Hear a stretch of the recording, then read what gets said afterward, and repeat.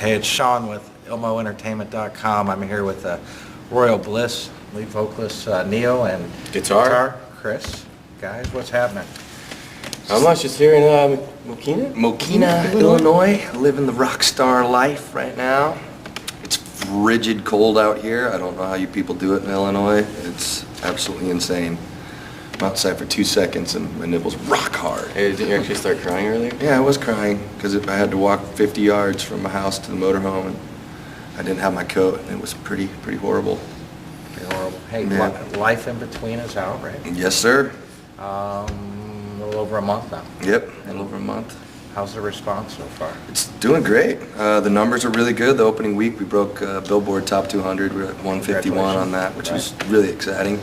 You know, being a little band out of Utah and having, you know, the rest of the country kind of recognize and start actually selling that amount of, those amount of CDs in a week, which we've never done before, and we've been a band for 11 years, so it's Right, like, it's wow. definitely not the first CD out there, right? Yeah, definitely not.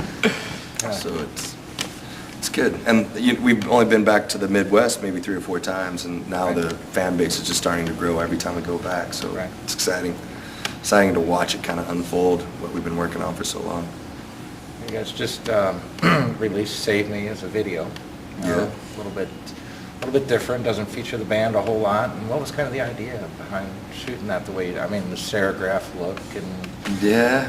We were on tour. The label approached us with an idea, and we didn't want to stop touring, and we kind of let them run with it.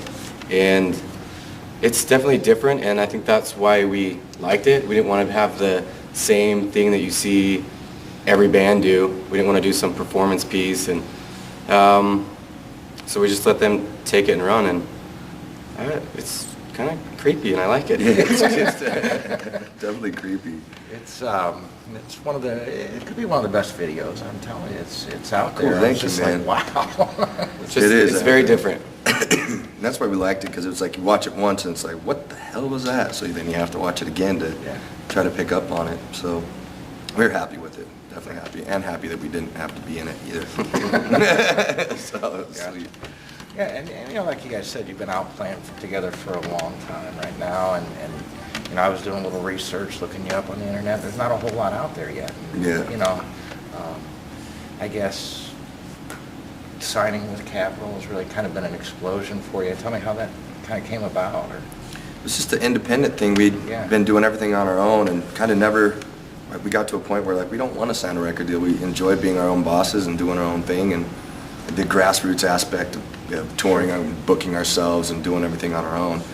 And we ended up hiring a radio promotions company to put out a song, Devils and Angels, that was on our last record as well. And it climbed the charts pretty fast. It made it up to, I think, 32 in the country on active rock. And so all the labels just started coming in at that point and kind of seeing our numbers and looking at different things, and they're like, all right, stop pushing that and we'll sign you guys. But it was cool because they were actually flying into Utah and not us going and knocking on their door and begging them to do anything. So it was like them coming to us, and that's what we always wanted. Like if we were ever sign a record deal, they'll have to come find us, because otherwise we'll just keep doing it our own way, because we don't want to be begging for a record deal ever. Right. And so yeah, Jason Flom, president of the company, we're like, let's go with him for sure. Exactly. Now you guys are in there for one record or two, or what's, I mean... I believe it's 6 Options. Options, yeah, Okay. so... 1 guaranteed and with 5 options. So And you guys, I think I read that you went into the studio with a whole bunch of material when you did this live. 20-some odd songs, yeah. So you're almost ready to roll out another one. Not that Oh, we're I'm not- definitely ready to roll out on your door another going... We've been done with this one for a Yeah. year and a half. Right. we've been playing Anxious these to get songs for back in the 2 studio. years. Now, on the live show, are you guys picking up any of that material that you didn't release to test it out, or? Not really. We have one that we could play, but we're not. We're just kind of focusing on Life in Between, which is kind of a bummer, but well, I guess not a bummer, I don't want to say it, because we love these songs. And Right. It We just play some of wouldn't the older been- ones as well. Yeah, some of the ones off After the Chaos 2, we'll play those, but all the brand new stuff we're not bringing out until we're finished with it. Right. We still have some work we got to do on it, but we are excited to get back into the studio at some point and record something new and fresh for us, because literally we've been playing these songs for 2-3 years, and one of them for 7. But Yeah. people like it, so we'll keep playing it until we're 80. I don't care. touring nonstop for a while here, it sounds like, you know, with Candlebox, and Yep. that's what, probably 60 shows or more? Yeah, and they just keep adding on, so we might do the third leg with them too, so we really enjoy it. I mean, we listened to them growing up, and Yeah. we're big fans, and they influenced us, so it's like now we get a tour with them. This is really sweet. Any other influences as far as what you're writing today, and even from when you started? So It's many. kind of changed, you know? Yeah, there's a lot more influences. Like, I think as you get older, you know, when we were younger, it was like Sublime and 311 and certain bands like that that were just kind of young, when you're young and just rocking out like that. Well, at least whenever I was young, that's what I was listening to. Yeah. And then also, of course, all the classics like Led Zeppelin and Pink Floyd and Johnny Cash and some of those big rock bands and Jimi Hendrix and Beatles. Then, yeah, the Beatles, of course.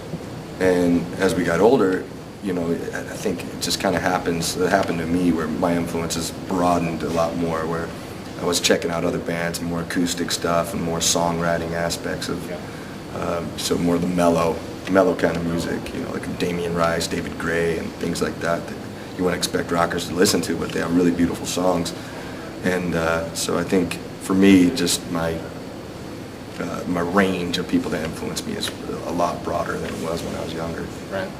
And I think it's benefited in by listening to all sorts of different kinds of music. And every time we're on tour, we meet so many bands that we're playing with, and they always give us their CDs so we can listen to their music and see, I mean, everything. I mean, so many different influences and different sounds from all over the country. It's awesome. So kind of see what other people are doing, and then hopefully take all their best things and put it into our band. Right. You know? But as far as the music, I mean, I know that there's a lot of acoustic that you guys are doing on the new CD. Is that something you guys started originally doing, or is that something you kind of worked into? I've always done quite a bit of acoustic. We love playing acoustic. Yeah. We do a lot of acoustic sets, like back home and throughout the West. But and I'd love to do an acoustic album one of these days. Yeah, that would be awesome. Full acoustic, an acoustic tour would be phenomenal. I mean, the only thing I can play is the acoustic guitar, and I write a lot of songs that way that are pretty mellow that I would never expect to make it on a Royal Bliss record, but a lot of them have now. And it's I think, like I was saying before, like listening to a lot of those acoustic bands and people that are a little bit more mellow, that the singer-songwriter type of deal. Right. I think that's where my influence on that is, because I just love it. You know, there's certain days, especially on the road or at home, where, you know, I just want to write a song like that just to ease my mind, and it's not all rock and roll and in your face. It's like, Well, it's a good break from, you know, we obviously have some heavier rock songs, and then to, you know, go to an acoustic or more ballady song. I think it widens our demographic as well. yeah, for sure. Widens the demographic, shows the versatility, I guess, Yeah. of a band. Some bands, you know, they can only do rock and roll or Every only song sounds the scream. exact same. Yeah, and everything sounds the same. And it's not all about the songwriting. It's just about, all right, well, this song's our hit. Let's make all the other songs sound that way. And for us, we just want to write every song, have it be the best song we can possibly write, and put it on there, even if it's not totally fits. But on Life in Between, I think all the songs just kind of fit. It's weird because you have the hard screaming, and you have like a little love song acoustic thing on there. But I think it works, you know. And then you get the girls all happy, you get the guys all happy, and even some of the older generation can I mean, listen. it's like life. I mean, everything's not the same. Yeah. You need a break here and there. It's not always a perfect fit. Yeah. Yeah. And even though some of those hard rockers might be like, oh, dude, this song's so weak, skip it. But he's going into his bedroom late at night and then playing it again, crying in his bed, listening to it. Oh, this is so deep, man. Wake up the next day, put on his makeup again, and go rock and roll. But I know that's happening somewhere. I know you're out there, hard-ass guy crying in the corner. I know you're out there. Don't beat me up at our show. All right, guys, the new CD is Life in Between. Yes, sir. People can find you at royalbliss.com, MySpace, Facebook. Hit Google, Royal Bliss, you're there. You'll find a lot of interesting stories about us all over the internet right now. And songs and music and pictures of Chris. Real fun stuff. Just fun activities you can do with Royal Bliss. All right, thanks, Cool. guys. Well, thank you for very having much. us. Thank you very much.